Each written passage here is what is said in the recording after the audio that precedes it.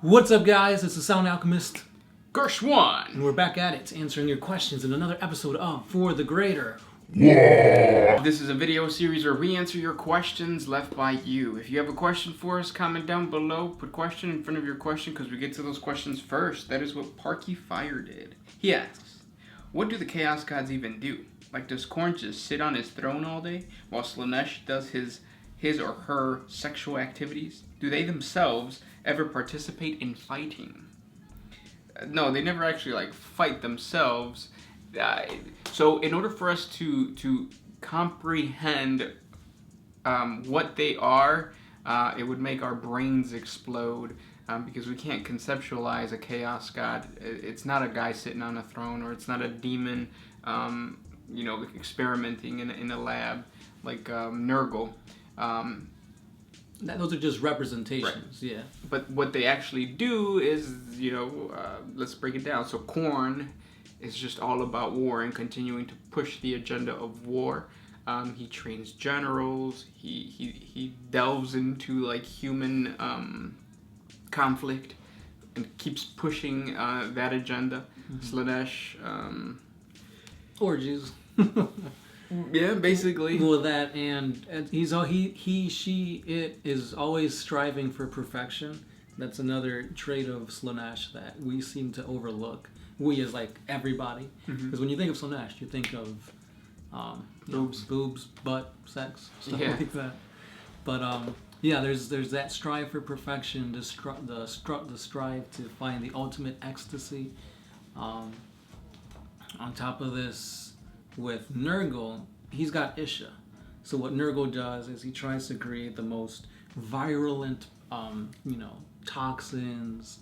He's trying to create the sense of, I guess kind of like death, but undying at the same time. Mm-hmm. It's a little paradoxical, but that's what Nurgle is. He's giving you these afflictions that are slowly killing you, but at the same time they're keeping you alive. Yep. In order to feel, the full effect of the virus or whatever. He wants you to decay, but he never wants you to go away. True. It's like decay, but you're here to stay.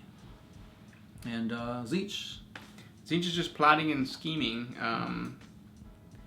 That is the Chaos God that probably has the best grasp of what's going on in the entire universe.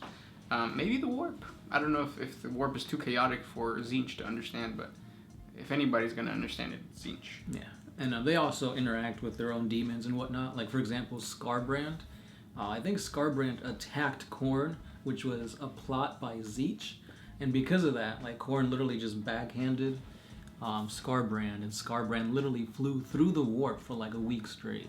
Yeah. And that's just crazy, because time doesn't exist in the warp, yet he could still, toss him around for a week. Yeah, it's funny. And that's why his wings are all busted up, half his face is missing. So there you go. Good question though. Next one. Oh, this one's by Jack Ross. What would happen if someone somehow moved the Emperor's soul into a living metal armor? Would it be the rebirth of the Emperor? Kind of like in kind of like Necrons, right? You took the Necron tier soul and you put it into metal bodies. No, the Necron tier soul was consumed by the Catan. I was thinking more of Full Metal Alchemist with what's his name? Alphonse. Yeah, so that.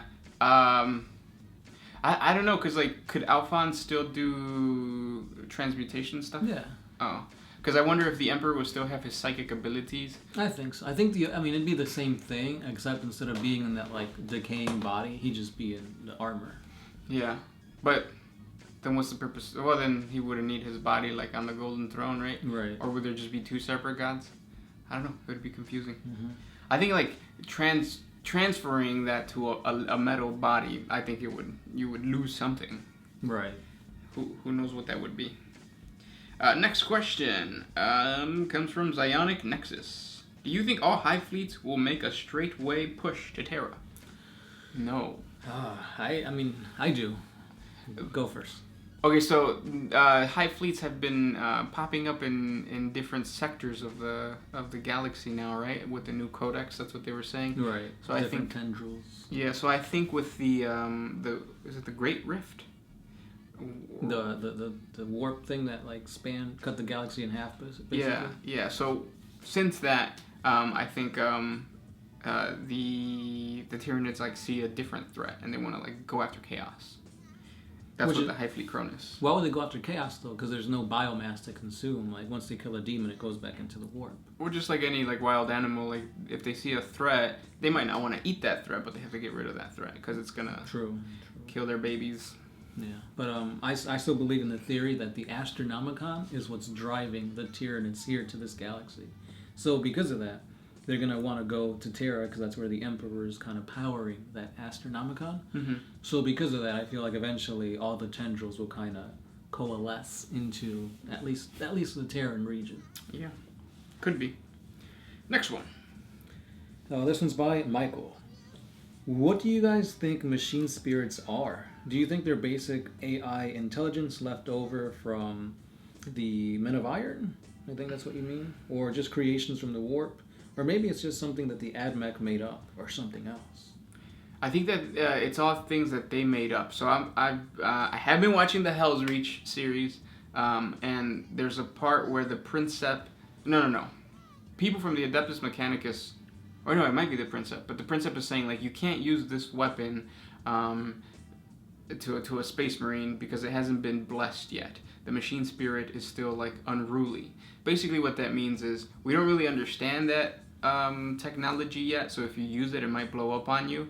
So don't use it. So to us, who don't believe in that, all that omniscient mumbo jumbo, it just means you don't know how that machine works. But to the what is it called? Like the religious Adeptus Mechanicus, it's like it has a soul and it's rebelling against its owners. It's like, no, it's just broken. It's like whenever, guys talk about their cars like they're alive. It's just a car. Like if it starts breaking up, it's not. If it starts breaking down, it's not because it has a mind of its own. It's just because it's a car. It's a machine. That's what I think. Yeah, I feel like a little bit into what you said, but I also feel like there's something there that the machine spirit is. Kind of like, I wouldn't say like a soul, but there's something that allows machines to be influenced by, whether it be the Omnissiah, Chaos, the Void Dragon. There's something there, but again, it's something that something we don't understand, and therefore they're calling it the machine spirit. Yeah. At least that's my idea. Maybe. Next question comes from Sofa Bear. What if Lorgar wasn't a crybaby? He would be a menace because he's like... he's a menace to society. And I think he's like the best sorcerer. Second best sorcerer next to Magnus the Red. So I think he would have like better control of like chaos sorcery and stuff. And he's not like a pushover, because like when you think of Lorgar, yeah, you think he was the weakest. He was bullied, pretty much. But eventually, he like stood up to Horus. When he was on Horus's battle barge, like he literally confronted Horus, and Horus was like, "Whoa, like where's this coming from?" Like, chill out, bro. I was just joking. Yeah, it's like, stop, don't tell Dad. But I mean, since he's been meditating for all these thousands of years in that tower, maybe once he's done and he actually comes out and does something, he's gonna be like that huge badass. Meditating. Yeah. Next question comes from Christian Blanchard. Is your favorite Nintendo character Waluigi? That's a good one. Did we say for the Greater Wa in the beginning of this? Yeah, we said okay. Yeah. I never liked Waluigi. I feel like it's just become too much of a meme. I do like whenever we play, what is it called? The Smash Bros? Yeah, no, not Smash Bros. The Mario Kart. I do like Mario and Waluigi because they're like heavier. Yeah, well, Waluigi's not heavier. You're thinking of what is it, Mario or whatever his name? Wario. Yeah. But yeah. Next question. I like Samus. Who? Samus with Which the is that one? cannon. Turns into a little ball. Okay, yeah. Next one. This one's by Metro Ranger. What would happen if the Imperium fell into civil war? Ultramar / Guilliman versus the rest of the Imperium. That's gonna tear them up pretty badly, because like they're already like struggling. It might be the death of humanity, because during the Horus Heresy, it was predicted by the Cabal if Horus won, a civil war would break out right after he won, and that civil war would destroy humanity. So it would be something tougher than the Horus heresy, because you have to think about it this way. You have the good guys versus the good guys, because that's what a civil war, well, I won't say all civil wars are, but like it's the loyalists versus the separatists. On top of that, you have chaos, and it's just like mayhem for humanity, and humanity would fall. It's like, would chaos back one or the other, or would they just attack everybody while they're like separated? Who knows? I think like every single chaos god would have its own little scheme, kind of like what we talked about in the beginning. But ultimately, I think they would understand, like, oh shit, if they die, if humanity dies, then we die, right, or we get weaker. Without humanity to be populous, there's not enough people falling to chaos. Yeah, so I think that's what would happen if there was a civil war. Humanity would dwindle. Next question comes from Jorge Pantoja. What is the origin story of For the Greater Wall? I really want more of that sweet OMS lore. Can you make a 40 facts video on One Mind Syndicate? Yeah, we could try. How did the wall thing come about? Was it because of your, was it Late Night with Gersh? No, it was like you guys. It was the commenters. We started a sit and talk. We didn't know what to call it. And then we asked you guys what we should call it. And I think one of the, so like a couple of comments were like, For the Greater Wall, because you play Town, I play Orcs. So then we just came up with the Greater Wall. Interesting. I believe. Next question. Umbrella Corporation, Inc. Are the Dark Eldar afraid of Slaanesh demons and Space Marines?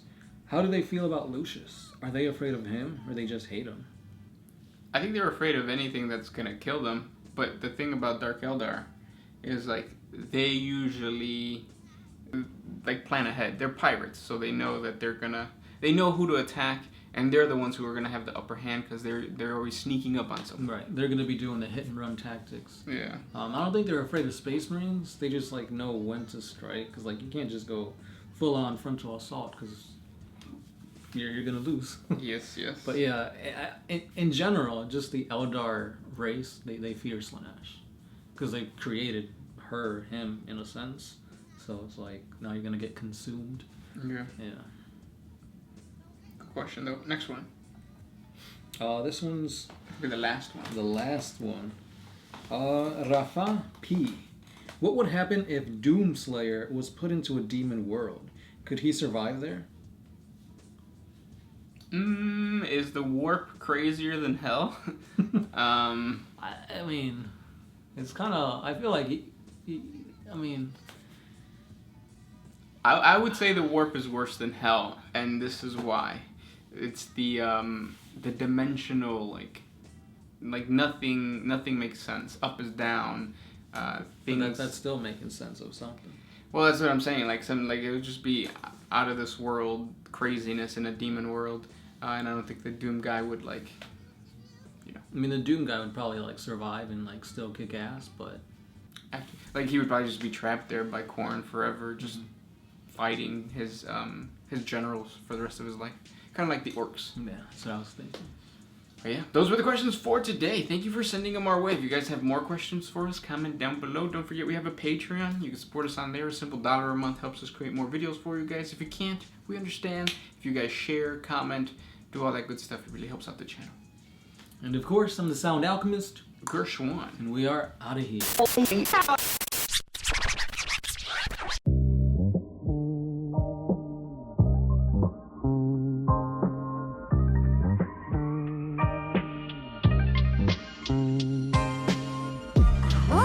used to put my freedom first in any situation.